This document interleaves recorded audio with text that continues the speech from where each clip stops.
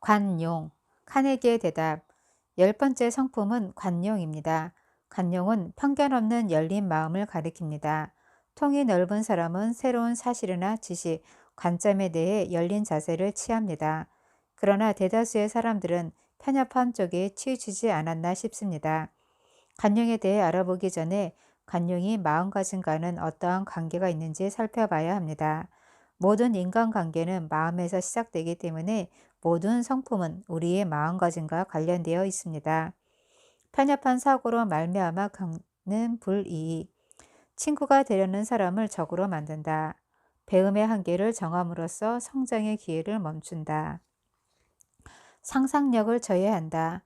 자기 훈련을 방해한다. 이성적인 판단을 내릴 때 정확성이 떨어진다. 솔직히 말하는 태도. 카네기의 대답. 11번째 성품은 솔직히 말하는 태도입니다. 모호한 태도로 답변을 얼버무리는 사람을 신뢰하는 사람은 없겠지요. 무슨 문제든 분명히 대답하지 않는 사람들이 있는데 이런 사람에게는 일을 책임지고 맡길 수 없습니다. 비록 거짓말을 한 건 아니지만 고의로 상사에게 사실을 알리지 않았기 때문에 거짓말을 한 것과 같은 결과가 생기는 경우가 있습니다. 이러한 습관이 생기면 원래 갖고 있던 좋은 습관들까지도 좋지 않은 영향을 받게 됩니다. 건전한 사람이라면 불리한 처지에 놓여도 다른 사람 앞에서 솔직히 말하고 행동할 수 있는 용기가 있습니다. 남을 속이거나 모호한 태도로 답변을 회피하는 사람은 자신감이 없어서 그렇습니다. 유머 감각, 힐의 질문. 누구나 솔직한 사람을 좋아하죠. 그런 의미에서 남을 속이는 사람은 자기 자신이 가장 큰 피해를 보는 셈입니다. 12번째 성품은 무엇입니까? 카네기의 대답. 유머 감각입니다. 유머 감각은 삶의 긴장을 풀어주고 환경에 잘 적응하게 해줍니다. 그리고 인생의 문제에 대해 심각해지는 것을 막아주죠. 쉬는 시간조차 마음껏 소리내어 웃지 못하는 사람들을 보면 안 됐다는 생각이 들어요. 정신건강에 가장 좋은 약이 웃음인데 그것을 스스로 거부하는 셈이니까요.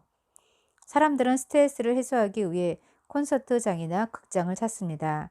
그뿐만 아니라 자꾸 웃다 보면 얼굴 선이 부드러워져 웃지 않을 때보다 보기 좋은 외모가 되지요. 그런 의미에서 유머 감각은 미소 짓는 습관과도 통하며 긍정적인 사고에도 좋은 영향을 주지요. 무한한 지성에 대한 믿음. 힐의 질문. 매력적인 성품의 소유자는 가장 가치 있는 자신을 가진 사람임이 틀림없군요. 카네기 씨의 말씀대로 매력적인 성품은 약점을 보완해 줄 뿐만 아니라 협상을 할 때도 유용하게 쓰일 것 같습니다. 다음 성품은 무엇입니까? 카네기의 대답. 지금까지의 성품들 가운데 가장 심오한 요소인 무한한 지성에 대한 믿음입니다. 믿음은 성공의 필수 요소입니다. 성공의 핵심에는 손으로 만질 수 없는 무형의 힘이 존재하지요. 이 문제에 관해 저는 대충 넘어갈 수 없는 책임이 있습니다. 무한한 지성의 힘에 대해 소홀히 여기는 것은 별에 대해 말하지 않고 천문학을 가르치려는 것과 같습니다. 여기서 믿음은 어떤 초자연적인 존재를 가리키는 말이 아닙니다. 그것은 목표를 달성하기 위해 마음을 다스리는 사람들에게 꼭 필요한 힘입니다. 개인의 성공을 다루는 철학이 신앙의 힘에 대해 무지하다면 결코 완전한 학문이 아닙니다. 신앙은 상상력, 열정, 독립심, 의욕 등의 마음 상태를 표현하는데 가장 적합하다고 알려져 있습니다. 신앙의 도움 없이 평범함을 극복하는 사람은 없습니다. 신앙을 소홀히 여기는 사람은 정계의 힘을 빌리지 않고 수동으로 기계를 움직이려는 사람과 같습니다. 힐의 질문. 그러니까 인간의 두뇌가 목적을 위해 만들어진 정교한 기계와 같다는 말씀입니까? 카네기의 대답. 인간을 움직이는 에너지는 외부에서 옵니다. 신앙은 인간에게 영향력을 발휘하는 절대적인 힘에 빠르고도 완벽하게 접근시켜주는 문과 같은 역할을 합니다. 지금까지 그 문을 열 수 있는 방법을 발견한 사람은 없었습니다. 하고자 하는 욕구와 동기에 따라 문을 여는 방법은 다 다릅니다. 오직 불타는 소망만이 그 문을 활짝 열 수 있습니다. 불타는 소망은 깊은 감정에서 나옵니다. 하지만 생각 그 자체로는 만족할 수 없기에 신앙의 힘이 필요한 겁니다. 힐의 질문. 신앙으로 얻을 수 있는 실질적인 이익에 대해 몇 가지 말씀해 주시겠습니까? 카네기의 대답. 신앙은 인간의 한계를 초월하게 해줍니다. 신앙의 등불을 켬으로써 어두운 마음은 물러나고 현실의 비전을 제시함으로써 마음의 문을 활짝 열어두게 해줍니다. 둘째로, 신앙은 세상과 사람들을 받아들이는 자세를 넓게 해줍니다. 이러한 자세는 모든 인간관계의 이해 폭을 넓힐 뿐 아니라 매력적인 성품의 특징들을 유지하는 데도 도움을 줍니다. 신앙의 힘을 이용하는 사람들의 세 번째 이점은 열린 마음으로 지속적인 힘이 충원되기 때문에 성공을 성취하는 과정에서 생길지도 모르는 장애물들을 제거하고 현실의 장애를 극복하게 해준다는 것입니다. 그런 뜻에서 신앙을 따라가는 사람은 길 잃을 염려가 없다라는 이야기가 맞는 말이지요. 또한 신앙은 무한히 이용할 수 있다는 것이 가장 큰 장점입니다. 많이 썼다고 벌금을 내라는 사람도 없으니 완전히 공짜지요. 아마 인간을 잘 알고 계시는 창조주께서 원하는 사람 모두 마음껏 사용하라고 그렇게 만드신 것이 아닌가 싶습니다. 그리고 사람들이 쉽게 사용할 수 있는 곳에 두셨기 때문에 우리는 욕구와 동기라는 매개체를 통해 자발적으로 사용할 수 있습니다. 정의감, 힐의 질문, 매력적인 성품으로 같이 할 특징에는 또 어떤 것이 있는지 말씀해 주세요. 카네기의 대답, 정의감입니다. 정의롭지 않은 사람은 매력적이지 않을 뿐만 아니라 주위의 평판까지 나쁘다고 말하는 것 자체가 캐캐 묵은 소리로 들리겠지만 이 문제를 짚고 넘어가는 편이 좋을 것 같습니다. 힐의 질문.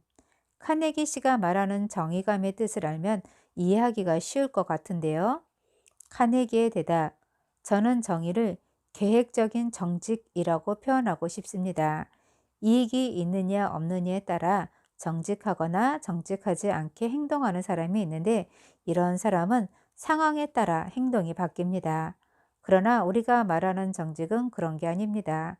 비록 자신의 이익과는 상관이 없다 해도 최선을 다하는 순수한 의미의 정직을 말하는 것입니다.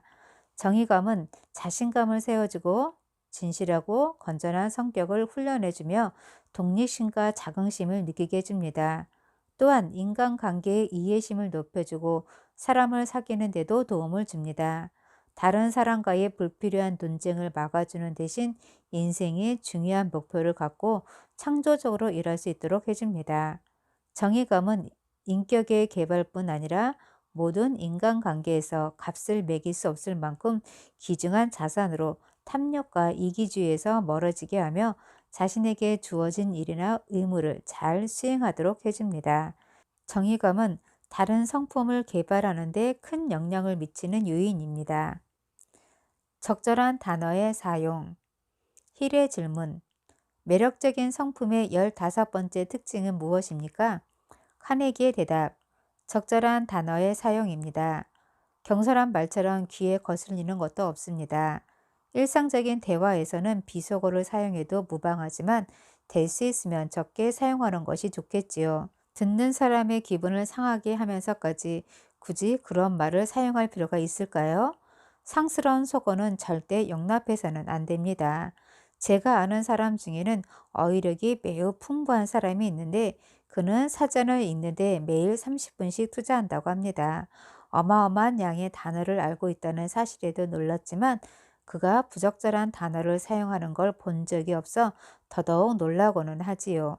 적재적소에 정확한 표현을 골라서 쓰더군요. 힐의 질문. 제 말을 듣고 다른 사람이 저의 인격을 판단한다니 무심코 뱉은 말이 저의 인격이 되는 셈이네요. 카네기의 대답. 무슨 생각을 하는지 말로 표현하기 때문에 이야기를 들으면 그가 어떤 사람인지 알 수 있게 됩니다. 우리가 매일 실천해야 하는 것이 두 가지 있는데 목소리 톤에 유의하는 것과 단어를 신중히 선택하는 것입니다. 언어를 사용하여 생각을 표현한다는 것은 인간의 대표적인 특징 중 하나입니다. 우리는 언어를 통해 생각이나 느낌을 마음껏 표현할 수 있습니다. 언어는 신이 인간에게 준 선물입니다. 인류의 지식과 역사를 공유할 수 있었던 것도 언어가 있었기에 가능한 것이지요. 생각을 전달하는 언어가 없었다면 마스터 마인드 원리에도 제한을 받게 되고 이전 세대가 이룩한 지식의 혜택도 받지 못했을 겁니다.